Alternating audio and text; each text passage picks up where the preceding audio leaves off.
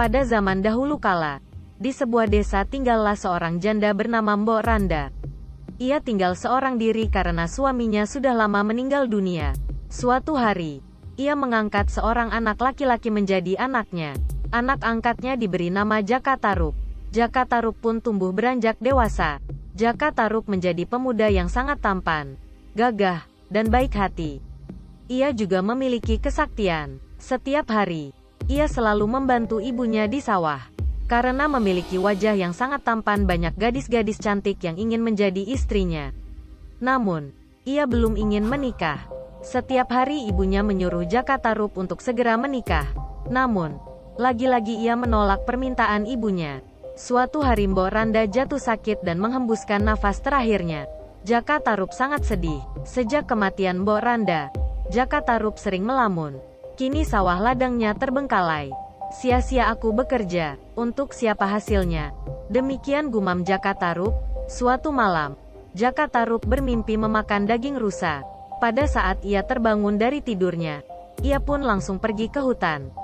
Dari pagi sampai siang hari ia berjalan. Namun, ia sama sekali tidak menjumpai rusa. Jangankan rusa, kancil pun tidak ada. Suatu ketika, ia melewati telaga itu dan secara tidak sengaja ia melihat para bidadari sedang mandi di sana. Di telaga tampak 7 perempuan cantik tengah bermain-main air, bercanda, bersukaria. Jaka Tarub sangat terkejut melihat kecantikan mereka. Karena Jaka Tarub merasa terpikat oleh 7 bidadari itu, akhirnya ia mengambil salah satu selendangnya. Setelahnya para bidadari selesai mandi, mereka pun berdandan dan bersiap-siap untuk kembali ke kahyangan. Mereka kembali mengenakan selendangnya masing-masing. Namun salah satu bidadari itu tidak menemukan selendangnya. Keenam kakaknya turut membantu mencari. Namun hingga senja tak ditemukan juga. Karena hari sudah mulai senja, Nawang Wulan ditinggalkan seorang diri. Kakak-kakaknya kembali ke kahyangan. Ia merasa sangat sedih. Tidak lama kemudian Jaka Tarub datang menghampiri dan berpura-pura menolong sang bidadari itu. Diajaknya bidadari yang ternyata bernama Nawang Wulan itu pulang ke rumahnya. Kehadiran Nawang Wulan membuat Jaka Tarub kembali bersemangat. Singkat cerita, mereka pun akhirnya menikah. Keduanya hidup dengan bahagia. Mereka pun memiliki seorang putri cantik bernama Nawangsi. Sebelum mereka menikah, Nawang Wulan mengingatkan kepada Jaka Tarub untuk tidak menanyakan kebiasaan yang akan dilakukannya nanti setelahnya ia menjadi istri. Rahasianya Nawang Wulan yaitu, ia memasak nasi selalu menggunakan 1 butir beras. Dengan sebutir beras itu ia dapat menghasilkan nasi yang banyak. Setelah mereka menikah Jaka Tarub sangat penasaran. Namun, dia tidak bertanya langsung kepada Nawang Wulan melainkan ia langsung membuka dan melihat panci yang suka dijadikan istrinya itu memasak nasi. Ia melihat setangkai padi masih tergolek di dalamnya. Ia pun segera menutupnya kembali.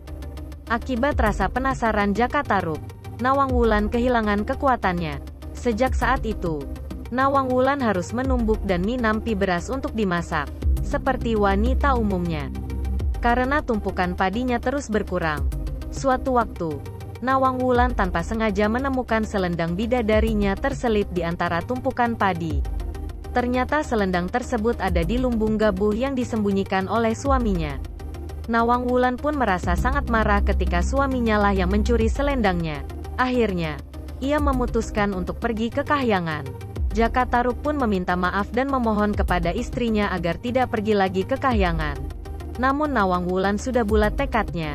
Hingga akhirnya ia pergi ke kahyangan. Namun ia tetap sesekali turun ke bumi untuk menyusui bayinya. Namun, dengan satu syarat, Jaka Tarub tidak boleh bersama Nawangsi ketika Nawang Wulan menemuinya. Biarkan ia seorang diri di dekat telaga. Jaka Tarub menahan kesedihannya dengan sangat. Ia ingin terlihat tegar. Setelah Jaka Tarub menyatakan kesanggupannya untuk tidak bertemu lagi dengan Nawang Wulan, sang bidadari pun terbang meninggalkan dirinya dan Nawangsi. Jaka Tarub hanya sanggup menatap kepergian Nawang Wulan sambil mendekap Nawangsi. Sungguh kesalahannya tidak termaafkan. Tiada hal lain yang dapat dilakukannya saat ini selain merawat Nawangsi dengan baik.